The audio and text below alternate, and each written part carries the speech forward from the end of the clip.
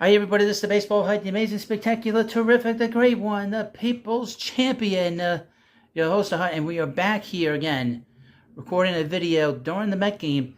The Mets are now currently losing 5-1 in the bottom of the sixth. They fell behind 5-0, but I don't know what to say. But before I get into this video, you need to subscribe and like it, and let me know what you think. So the Mets had a shot to score some runs in the sixth inning. They did not do that. Pete Alonso struck out. Mark Vanda struck out. I want to start pointing a lot of things out. This has been a collective issue with the Mets, and I've focused on Max Scherzer because without any kind of good starting pitching, and this goes for any team, you don't get good starting pitching, you have no chance to win. You have no shot to win. Okay? And the fact that he has pitched so poorly in the last, really since October, has made it very difficult for this team to generate any kind of like winning streaks, any kind of way of winning games and winning a series. It's very difficult. And that's how it is with a baseball team. If you don't get pitching, you have no chance to win. Now, this team is a collective disaster. Offensively, so far in this game, it's not a lot here. I mean, that sixth inning with Pete striking out, and if you get until striking out, this has been a collective issue throughout the whole team all year. And I noticed, I know that Francisco Lindor got a hit in this game. He got a double in this game. I think a double in the sixth inning. Didn't he disappear since Arizona? That's what I've talked about with him for the last few months. But anyway, the time has come to again start moving pieces out of here. They've been very not wanting to, but the last 2 months. I think they kind of fooling themselves, delusional, thinking that this is going to fire. It hasn't fired, and you never know. Start moving pieces out of here. Get other pieces in here, and maybe things start to shift. Maybe they're going to win a streak, but it hasn't happened yet. I would mention that Mark Canha's had a very good game defensively. He is a winning player, even though he struggles offensively from time to time. That guy on the field and on the base paths doesn't make any mistakes. He is on everything in the game. His head's always in the game. And that is a credit to him as a player. That's the one good thing about him. Good thing he's gotten his head out of that food channel that he has. He's not so focused in on that. But the thing is that again, we want to see the Mets win. We want to see the Mets play well. But you got to be honest, and I try to be honest with the way I discuss this team, and I have for 2 years. I've like I said, I've had a very light touch on them. But over the last 2 months, really since May. 3 months now, almost 3 months. I've hit them as hard as anybody's hit them, on YouTube. And we know that the pitching has been bad, the offense has been bad. At times, his bullpen has stunk. This defense has disappeared at times. I would mention something which I am very concerned about, and I don't know if you've seen this. Tyler McGill, he went down to the minor leagues to get some games, and he has pitched terribly down there. I'm very concerned about his progress as a pitcher, because he should be in this Mets rotation, or at least in the bullpen. He has not taken a step forward as a pitcher. It's very concerning. And I'm watching David Peterson pitch. He concerns me too. You got guys that have talent and they can't seem to get out of their way. I don't know what's happened. I don't know if McGill in particular has an injury. But the results up in Syracuse are not good. So that is a concern, especially if they start to move pieces out of here this week. Today is July 22nd. We're 10 days away from the trade deadline. I didn't think we would be in this position, to be honest with you. I thought we'd be talking about Mets getting ready to get a postseason roster ready. I didn't think they would be in first place. I didn't predict them to be in first this year. I figured they'd be in the second or third wild card. But and then with this vaunted Hall of Fame pitchers that they have in Scherzer and Verlander, I figured that they would be right there. But Scherzer has not held up his end of the bargain. He took all that money from the Mets and he's not pitched well. He's given up a ton of home runs. And Verlander, I think maybe his arm is sort of having a bit of a downturn from coming back from that Tommy John surgery. We saw that with Matt Harvey too. Matt Harvey pitched actually worse in 2016 than Verlander has this year. Now, what are we going to look at now over the next 10 days? I would expect that Mark Canha is probably going to be gone because he is really, I think the way he played in this game so far, he is really up to his value. What can you get for him? It's hard to say. I don't know his value in particular. People can say, well, you're not going to get anything for him. Then why bother complaining? Why bother complaining about these guys? You want to be able to get some of these guys out here and bring in some younger guys. And I know Vientos has had a rough game tonight, but you want to see him at least get his opportunity. He deserves it. He's played great in AAA. There's no reason for him not to get that opportunity. But Mark Canha is probably going to be gone. Just to sort of go through the litany of players.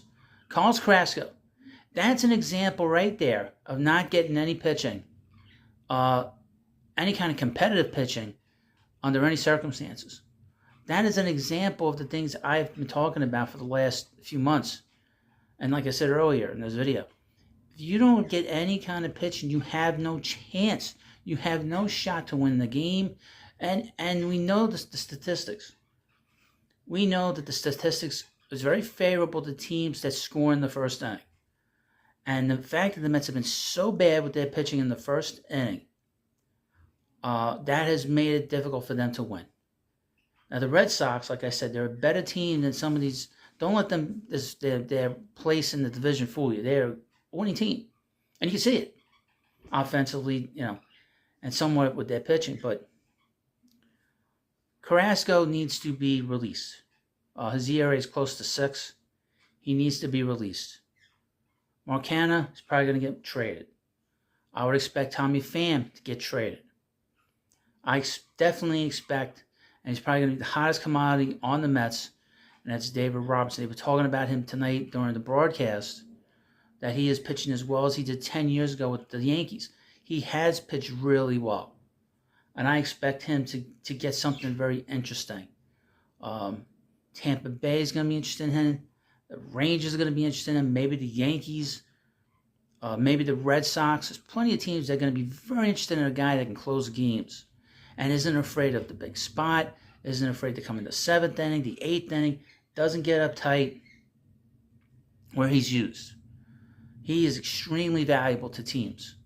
Bullpen and pitching is the key to winning a championship, and he has been there and done that. I would expect there to be a lot of people calling for Verlander, Scherzer. They said during the broadcast, them getting traded is unlikely, but you never know. You don't keep the doors closed on any of these particular players because of their age.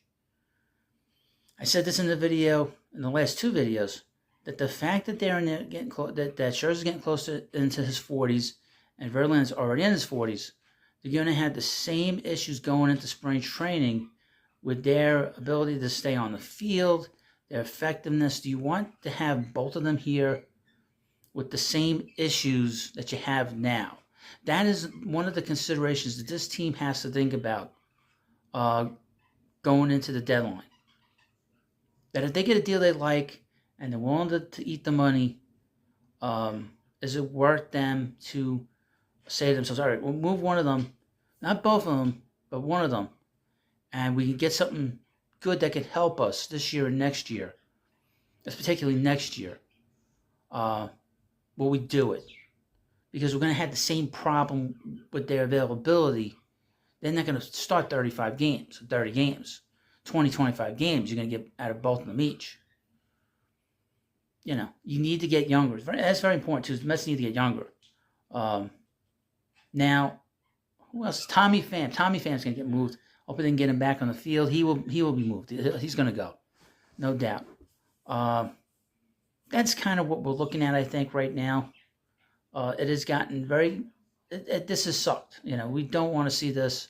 Like I said, we want to see the Mets win. I want to see the Mets win. And of course, this has not been a problem with one player in particular. It's been a collective issue, aside from Francisco Alvarez, who's played great. This team needs to make some moves. I would mention that I saw this. Omar Narvaez, I know the Yankees need a catcher. That seems like a pretty good fit. They always bring back Tomas Nido or bring in Michael Perez back. We see other catchers. And obviously, with the Met farm system, Kevin Parada is down the line in another year or so. So, you can always, do something with those two. But anyway, beating around the bushes. Just to mention this real quickly, I have a thing called the Prospect Hut. I talk about a lot of the Met prospects. I expect new players coming in here. I would assume I will be doing videos on these guys that are going to be coming in that are prospects that they will bring in for, say, Robertson and Pham and Canna. Now, people are going to say, well, you're not going to get anything for them. You're going to get lousy players. You don't know that. You don't know that. And, of course, I have the Baseball Hut 2. It's getting close to being monetized. Need you to subscribe to that. I'll put the link in both of these channels. And the Baseball Hut 2, I would mention, is a general baseball channel. And also, before I forget, Ronnie Mauricio. I expect him here in August. I know they're not going to call him up right now. I think they're going to wait to call him up. And I expect him here with the Mets in August. I think he's ready for the major leagues. I think he has wasted plenty of at-bats now over the last 2 or 3 weeks in AAA. And he had a walk-off home run on Saturday night. It is time now for him to be called up. The time has come. And he needs to play. Vientos needs to play. Beatty needs to play. Obviously, Alvarez is not coming out of the lineup.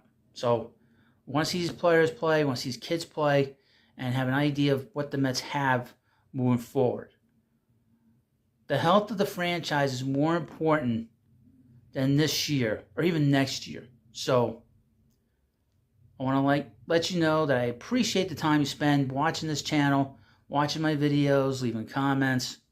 You may disagree with me. You may agree with me. I do ask for one thing. Be respectful towards me, respectful towards the other people in the comments that write to me. And that's about it. So, thank you for watching this video. Of course, please subscribe to the Baseball Hut. Thank you, and I'll see you later.